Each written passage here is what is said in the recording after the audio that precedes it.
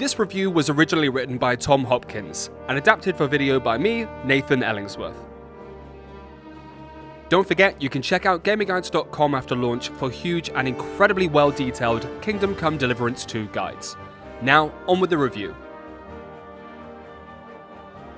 Getting straight to the point, Kingdom Come Deliverance is supremely impressive. We played the first game at launch 7 years ago and was shocked by how immersive and complex the RPG systems were. If it weren't for the litany of bugs, we would have stuck with it for longer. With most of the bugs left behind, Warhorse Studios' sequel is allowed to shine. With unbelievable depth, personality, and variety, Kingdom Come Deliverance 2 is one of the best RPGs of the last decade.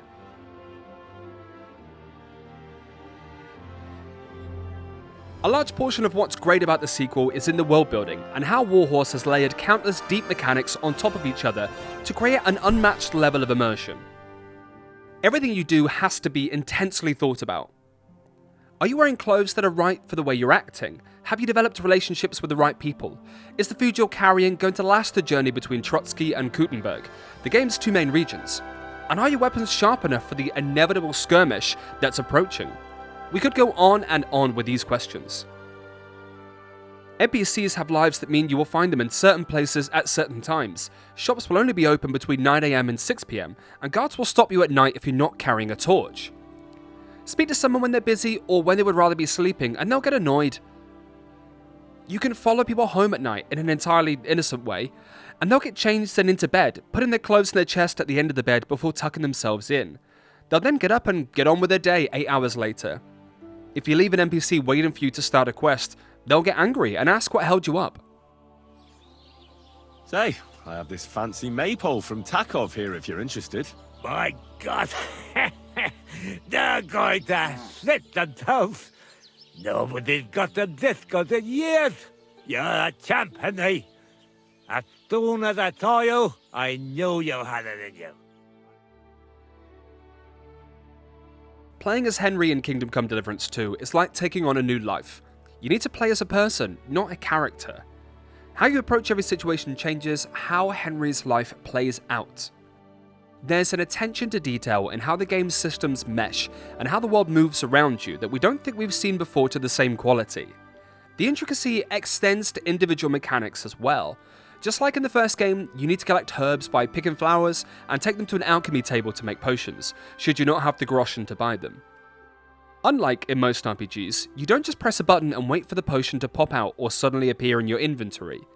Instead, you need to choose the ingredients, pour a base liquid, boil the mixture, crush herbs, time the concoction correctly, stoke the fires, and pour the potion into vials. There's a similar level of depth and realism to almost everything you do. It likely won't be something everyone enjoys, but if you allow yourself to be patient and take the time to understand the depths of the mechanics, you'll find something special. A lot of the mechanics are almost identical to what you'll have played in the first game, but they simply work better here. They feel more complete and more in synergy with everything else in the game.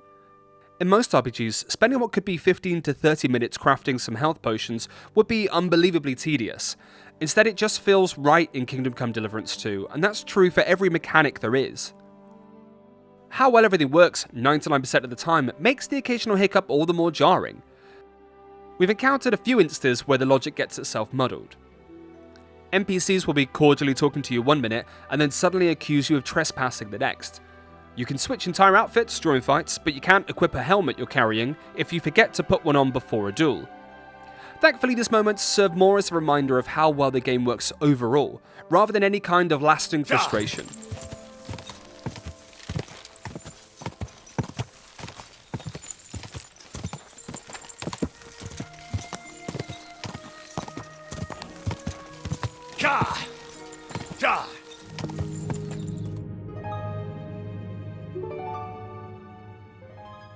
Kingdom Come Deliverance 2 also continues its commitment to realism in its combat, somewhat to its detriment. Combat isn't bad by any means, but its clunky nature takes away from its unique design. Much like any sword fight in 15th century medieval times would be, or at least what the history books tell us, combat in Kingdom Come Deliverance 2 is all about patience and waiting for openings to a degree. Rather than jumping in sword first and swinging wildly, you need to wait for openings by blocking and parrying. There are combos to learn to do more, and a master strike that takes advantage of openings when you normally perform a perfect dodge. In the tougher duels later in the game, we began resisting the urge to initiate attacks ourselves at all. Instead, we'd sit and wait for the little green shield icon to appear, and then counter when we had the chance. That reduced the frustration that can interrupt combat. You're expected to learn the cadence of sword fighting as you progress, how and when to attack, and how to manage your stamina. Working almost like a second health bar, you take more damage when you're low on stamina and can't attack with the same ferocity. Fighting is as much about protecting yourself as it is about beating up your opponent. In theory, Kingdom Come Deliverance 2's combat is very clever, a balancing act of careful inputs and realistic simulation. It's just a shame that the realism leads to frustration more often than it should. Not much has changed there since the first game. Caused by general slow movement, clunkiness, and the limitations a stamina bar puts on Henry, fighting multiple enemies at once is a chore. Due to an overly aggressive lock-on mechanic, it's hard to switch back and forth between targeted enemies. Fighting guards and bandits one at a time is fluid and fun, but all of that is lost when you're swarmed. We started to back away in large battles, letting our trusted comrades thin the horde out a little first. Ranged weapons are also best kept for hunting or fortress protection.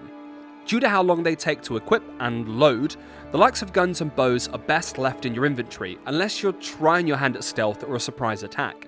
Beware though, as switching to a melee weapon isn't as smooth as you'd like either.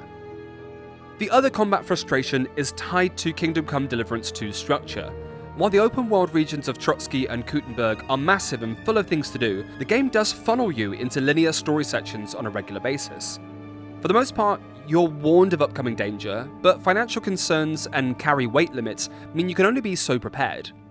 Therefore, being thrown into a story quest duel against a heavily armoured enemy can become an unnatural difficulty spike. Before the concluding story quests, we prepared for trouble by repairing all our gear, grabbing some potions, and making sure we had the best armour we could buy. However, 3 challenging quests later, and we had to take on what was essentially a boss fight. Our gear was no longer at full strength, we didn't have exactly the right weapon that would help us pierce his armour, and our remaining potions would only go so far. We had to rely on our patience and chipping away at his health to beat him. The only way to repair gear or become stronger was to lose hours of progress and reload a save at the last point we were still in the open world. The moments make sense in the story and are impressively cinematic, but there's very little you can do to progress if you're not quite as prepared as you'd like. I'll break every bone in your body.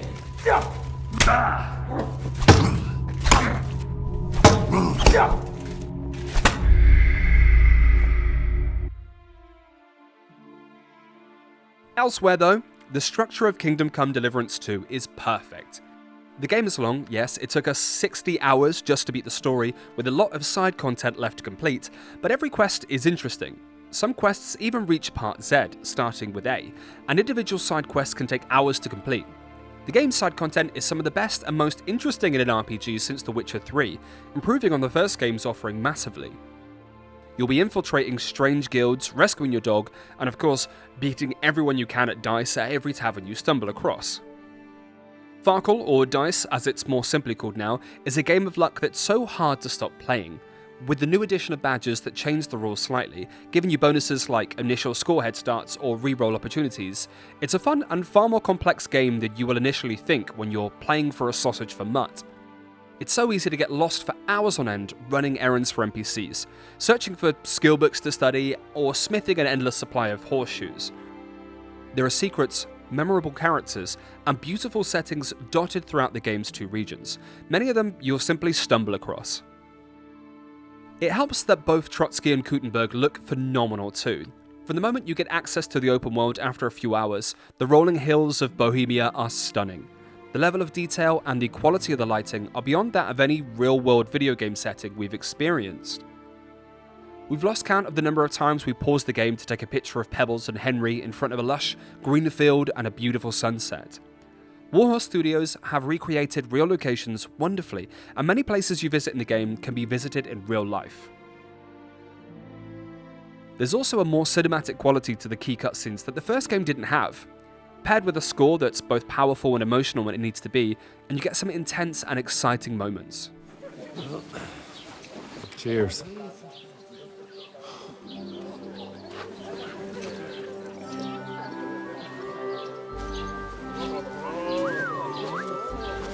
What is it? That's that woman from the pond. Or the one you gave us away for?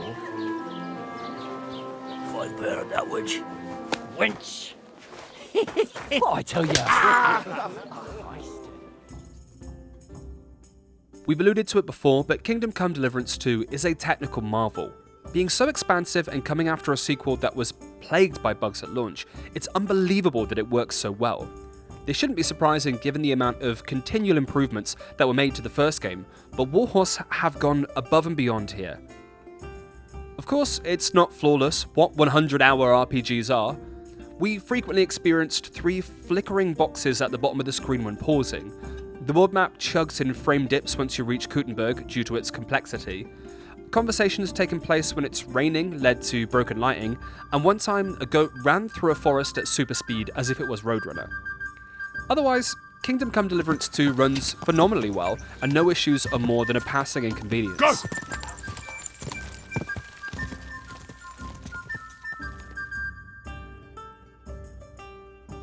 Away from side content and the quality of its world, Kingdom Come Deliverance 2's main story is emotional, funny, and cinematic too.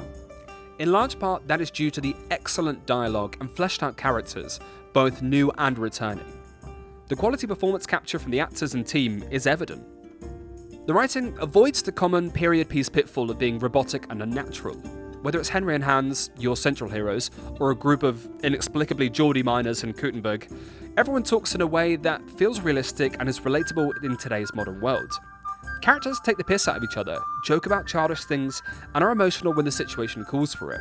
We genuinely enjoyed listening to Henry speak to people, whether that be people who last the duration of the story, or merchants we meet for a matter of seconds. While Henry himself is an excellent hero to jump into the shoes of, he's far from the MVP of Kingdom Come Deliverance 2's story.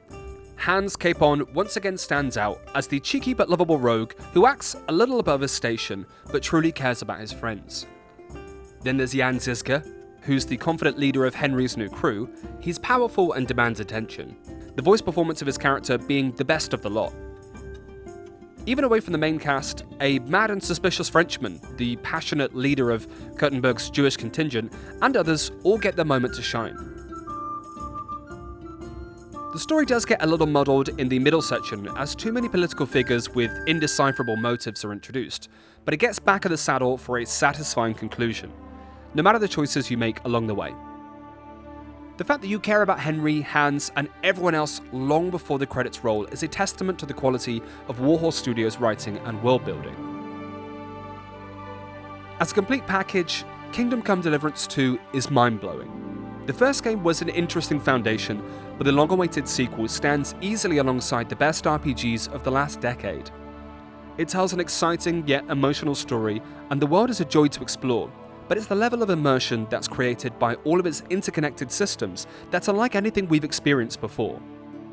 If you allow yourself to truly become lost in this world, you won't be disappointed. Jump into Henry's shoes and take on a new life.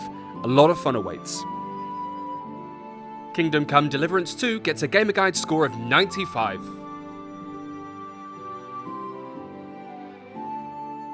If you're looking forward to heading to Bohemia to hang out with Hans Capon, be sure to bookmark gamerguides.com and check back for our amazing detailed guides from Quest A to Quest Z. But for now, give us a like and hit the subscribe button to keep up to date with more great Gamer Guides content. Thanks, and we'll see you next time.